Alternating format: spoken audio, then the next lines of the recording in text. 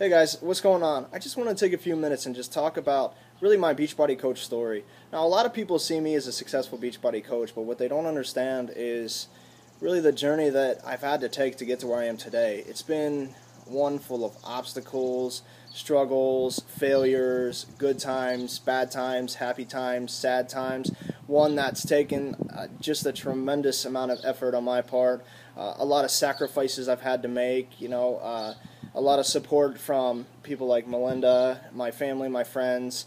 It hasn't been a straight line to the top, and I really want people to understand that, because it's important. Because any journey, it doesn't matter if it's with fitness or business or really anything in life, is not going to be straight to the top. It's going to be one that's going to be tough. It's not going to be easy. It's a tough road ahead for anything in life. Anyways, I want to start off my story just by kind of introducing how I got involved in Beachbody. So I used to be a college baseball player, and I used to go to the gym all the time. I used to work out every single day. I was a gym rat. I lifted heavy weights. I did a lot of the same stuff. I really didn't mix things up, and I always wondered why I couldn't get results. Well, I didn't understand at the time that eating French fries and eating pizza and fried chicken fingers and ice cream and candy bars was what was holding me back from really getting the results that I wanted. After I graduated college, I got a degree in finance and business management, and I decided to go into the financial planning field. Now, if you guys don't know anything about that field in that business, it's tough. It's a very, very brutal business, and it's very hard for people to get started in it. And the firm that hired me really didn't take in young guys because they knew how tough it would be on people.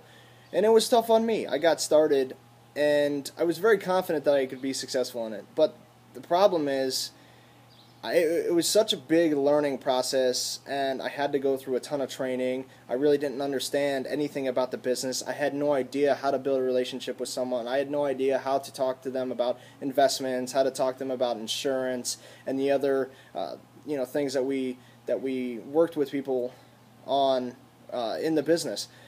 And that just kind of added up. It was very, very tough on me in terms of the stress level. I was working a lot of hours. I was working about 14 hours a day, and it just caught up to me. My weight started increasing because I couldn't get to the gym. I would go out to eat every day and eat crap food for lunch, and I just really wasn't happy with who I was at the time. I thought that was the career path that I wanted, but in reality it wasn't, and I found that out quickly. And because of that, I gained weight, I fell out of shape, I started lacking confidence. And when you lack confidence in a career like financial advising, where you're talking to people all the time, you're really going to struggle. And that's exactly what happened to me. So I decided that enough was enough. I was going through a lot of personal stuff at that time as well. And I finally hit that wall. And I think a lot of people hit that wall. And I hit that wall to where I can't do this anymore. I can't stand the person that I am. I can't stand how I'm feeling. It would actually, not many people know this, but it would actually get so bad that I would just go home, and I lived in an apartment with a roommate who really wasn't there too much, and I just go home and I drink, and that was what I did. That was how I escaped from the day, escaped from the struggles of my job. And it just got to the point where I just look in the mirror and I'm like, what is going on with my life? I have to make a change. So I did. And I started looking for something that would help me get back in the shape, because I knew if I could get back in the shape, I would start feeling better about myself. And when I start feeling better about myself, I'd be able to come across to others with confidence. So I found P90X. I was actually watching an infomercial late one night on TV, and surprisingly enough, I was eating a bowl of ice cream with a huge thing of hard shell on top. And I saw how hard these people were working in the infomercial, and I decided, you know what, this is for me. I really can't explain it. I just felt like that I was supposed to do this program, and this was the program that was going to change my life. I didn't know at the time that it was going to change my entire life in terms of career as well, but I decided to go online. I ordered it that night, and I was so excited to get it. And I promised myself that I was going to commit myself 100%, day in and day out for 90 days, to the diet and to the workouts, and just get the results that I could, the best results possible. And I did. In 90 days, I lost 25 pounds, 10% body fat. I did not drink any alcohol. I did not skip a workout. I even did doubles my last month. There were nights I was up at 2 a.m. working out because I wanted it that bad. And you know what? It paid off because it got me in the best shape of my entire life. And at that point, I was still going through some hard times with my career, but I was starting to feel better about myself. And what was so interesting was at my work, all these people, all my coworkers were coming up to me, and they were just like, well, what are you doing? And I started talking to them about P90X, and people started getting involved with it. And I wasn't a coach at this time. I really didn't understand what a coach was. Now, I had a coach myself, and she said that I should become a coach, but I really didn't want anything to do with it at that point. When she was tremendously helpful, by the way. Barbie was her name and is her name, and she's actually someone that's very successful as well in this business. But anyways, so people just started coming up to me, and it was the greatest feeling in the world because I was helping them. I was doing something that I loved doing. I kind of developed a passion for health and fitness after I went through P90X, and that passion just stuck with me, and it just kept growing and growing and growing. So I just kept talking to people and talking to more people about it. And every day that I was struggling with my job, I would go home and I would be emailing people about this stuff. And I'd be talking to people on the message boards because it was kind of my escape. It was something that was helping me feel better about what was going on with my life because I didn't like my job. I hated my job. I hated getting up every single morning, and it was a struggle for me. And finally, I remember, this is so funny, but I remember taking a vacation by myself. I went down to Myrtle Beach by myself for a week, and I did that because I needed to think about my life and what I really wanted out of it. And for a week, that's all I did. I would go and run on the beach. I actually remember, stopping and helping people, helping this little kid with his hitting because I was a college baseball player, like I said. And it was just me kind of escaping and discovering who I was and what I really wanted to do and what I wanted out of life, period. And when I got back, that was the day that I signed up as a Beachbody coach, and that was back in July of 2008. And I did it because I just wanted to feel fulfilled. I loved what I was doing. I loved helping other people. Now, kind of backtracking my story a little bit, I used to be involved in the Big Brothers Big Sisters program back in high school.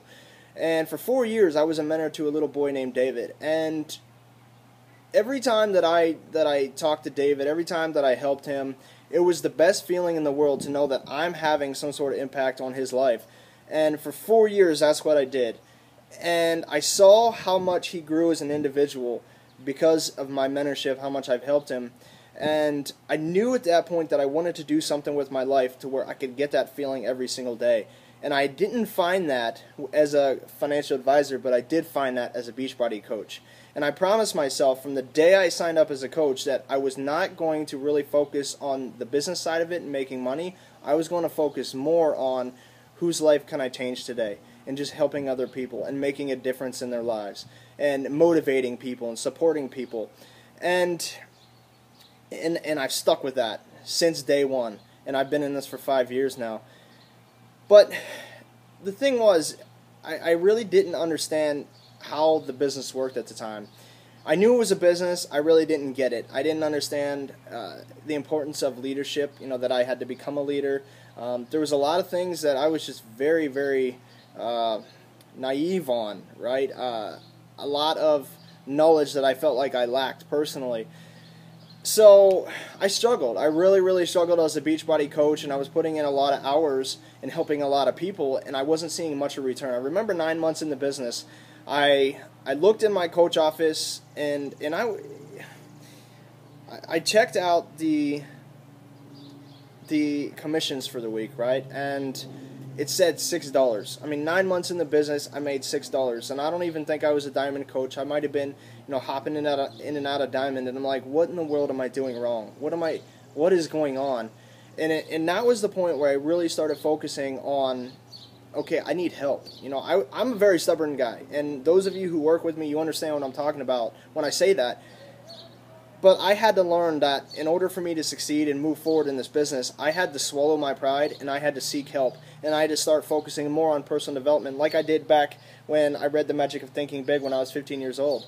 And And I did, and I sought out people who were more successful than me. I mean, Mike French is one of them, Tommy Migrant, and I just, I became friends with them. I started asking them questions, and they're not even on my team, but you know what? They took the time to help me out, and I can't even describe how much that meant to me and what that says about them as individuals and their integrity and ethics. It's something that I greatly respect about them.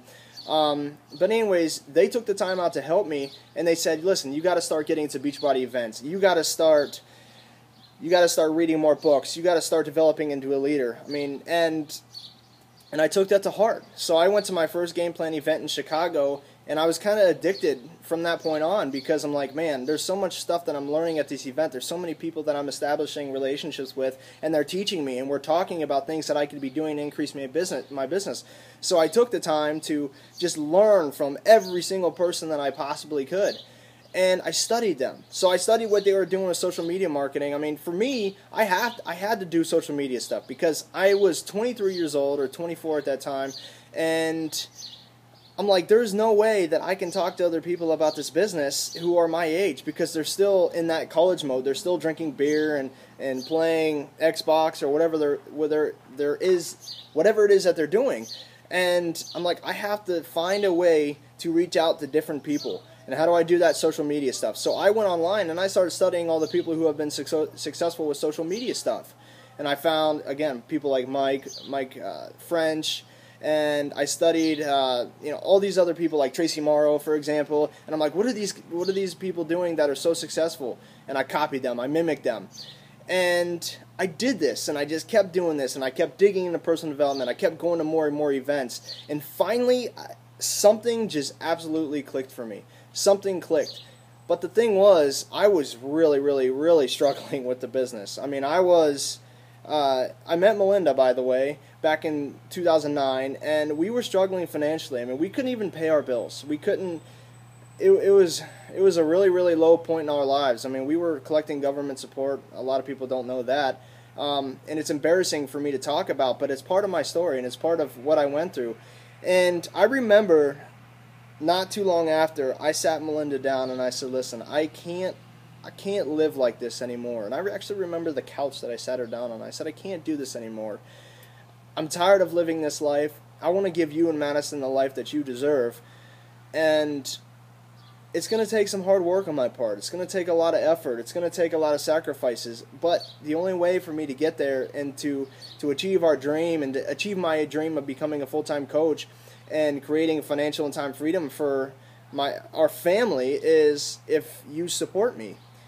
And thank God she did. And she said, well, of course, and that's just who she is. She is someone who puts everybody else first in front of herself. And gosh, I love her to death, and I respect that so much about her. But she said, do what you got to do. I said, you give me 1 year of a lot of hard work, 1 year of a lot of sacrifices, and I will give us the freedom that I feel that we deserve and that you guys deserve.